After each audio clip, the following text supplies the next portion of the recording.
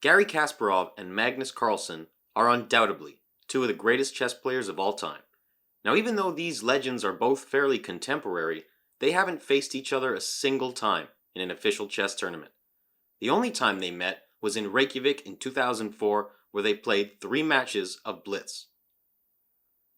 Now, you might see all sorts of YouTube videos titled, "A Young Magnus Destroys Kasparov," with footage of Garry being frustrated over the board, while a carefree young Magnus roams around watching other games.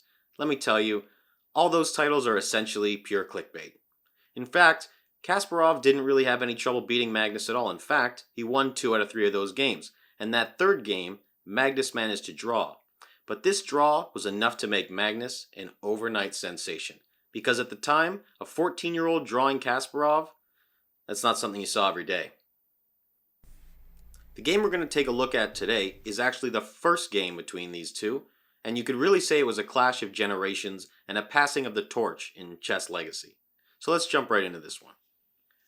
Kasparov starts it off with pawn to c4, and Magnus responds knight to f6.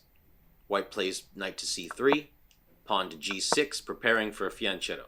Garry wants to fianchetto as well, so he played pawn to g3. Pawn to c5, bishop g2, knight to c6. It's a pretty normal development so far, as you guys can see. Knight to f3, pawn to d6, and now Kasparov is taking his world championship role more seriously, and he starts to take initiative with d4, making a move that will unbalance the position. Pawn captures, knight captures, and bishop moves to d7. Magnus, reinforcing that knight, will also prepare to put that bishop on c6, attacking that nice diagonal. Kasparov castles, bishop to g7. Carslen getting ready to castle as well. White takes the knight and black captures with the bishop, and Kasparov plays e4. He didn't want to trade that fianchetto bishop, which is pretty common because that bishop is an excellent defender. Even if you traded for the enemy light square bishop, you would still have a weak color complex over here. Magnus castles, bishop to e3. Pawn to a6, preparing that pawn to b5. Rook to c1, knight to d7, black rerouting the knight to some of those squares while also opening the file for the bishop. And we see how young Magnus is preparing to start pushing on the queen side. Queen to e2 from Kasparov, followed by pawn to b5 from Carslen. Now, even though Garry Kasparov brought his queen to support that b5 capture, he decided not to do it because after all the captures, black is going to have a very open position on his queen side with enormous possibilities. He's got a powerful bishop on g7, the rook on a8 is ready to capture that pawn on a2 back, and if he manages to bring his other rook on the b-file, even if this position is equal, white is going to have a challenging time defending this in a blitz game. So, Kasparov didn't want all that complication, and instead he decides to play pawn to b4. This was the first critical moment in the game where Magnus showed his age and his inexperience. Now in this position, the best move for black is to capture that pawn. Also, this seems like Magnus' plan all along, by preparing that pawn push with a6. After the queen takes back, black can centralize the knight on e5, attacking the queen and defending the bishop at the same time. Or, he can also play bishop to b6, attacking both the queen and the rook. White is forced to take, and after all the trades, black is going to take the pawn on a2. There are multiple ways that the game could continue after the pawn take, but instead, Magnus plays knight to e5, basically forcing white to take on b5 because you can't allow that knight to c4. So, we see a series of exchanges with white taking the bishop on b5, leaving white up a pawn, but black can take that undefended pawn here on a2, tying up the material.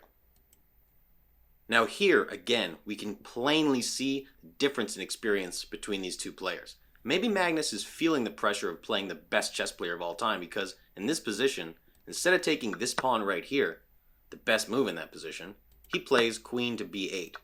Now we can understand the idea behind this move. If Kasparov decides to trade queens, then black is going to capture the rook on f8. And look at those rooks, they seem pretty powerful, don't they? If the queen moves, black can capture that b pawn. This is why I said that the experience between the two players was visible in this position, because Kasparov didn't play any of those moves. He played a4, tying his pieces all together, leaving zero weaknesses for Magnus to exploit. Even if the 14-year-old Magnus decided to trade queens and double the pawns, white honestly has no problem with this. because that pawn can easily be guarded by the bishop over here on e3. The black rook moves from f8 to b8, pawn push, and now black has a serious problem trying to stop that pawn. White's plan here is to play f4, kicking out that knight to make room to push the e pawn, opening the diagonal for the white bishop. Just look at how beautifully White's bishops are placed right here, and how effective they are in securing a safe passage for this b pawn.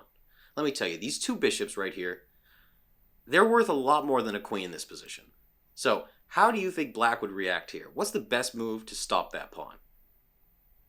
If he decides for call for backup by moving knight to d7, attacking the pawn with two pieces, White has the devastating move pawn to e5, as we discussed, opening the diagonal for the bishop.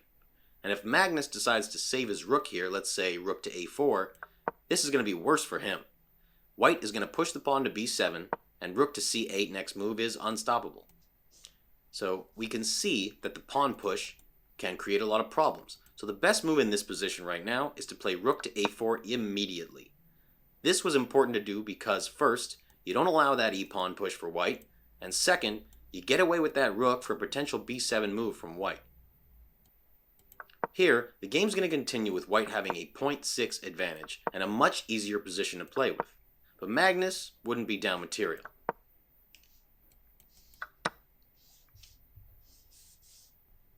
But instead, in the actual game, Magnus makes a blunder here by playing knight to g4, thinking that it's better to get rid of the pawn defender before going after the pawn, because White's dark square bishop has nowhere to go and save itself while also defending that pawn.